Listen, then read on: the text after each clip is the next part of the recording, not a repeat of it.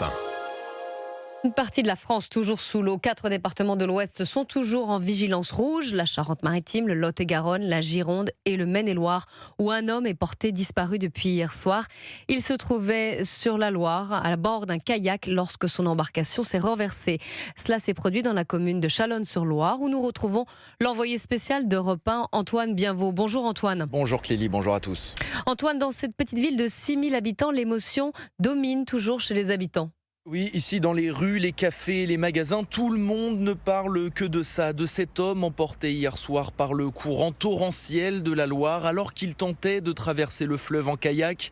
Rapidement alertés, les pompiers ont déployé d'importants moyens pour tenter de le retrouver sans succès.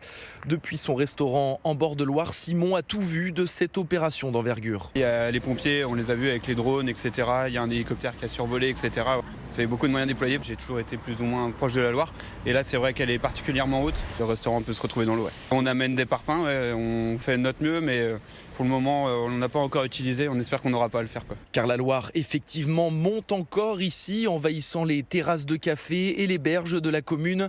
Installée depuis plus de 10 ans dans la ville, Marie-Hélène n'en croit pas ses yeux. Je suis surprise, j'ai jamais vu la Loire aussi haute. C'est effrayant et ça m'a fait quelque chose de voir que cet homme est porté disparu.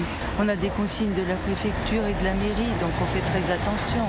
Mais enfin, on ne sort pas, on ne va pas s'éloigner. Ne prendre aucun risque, c'est d'ailleurs ce que martèle la mairie qui invite les habitants à rester chez eux cet après-midi face au risque d'une nouvelle tempête qui devrait arriver dans les prochaines heures sur le Maine-et-Loire. Antoine Bienvaux donc dans le Maine-et-Loire.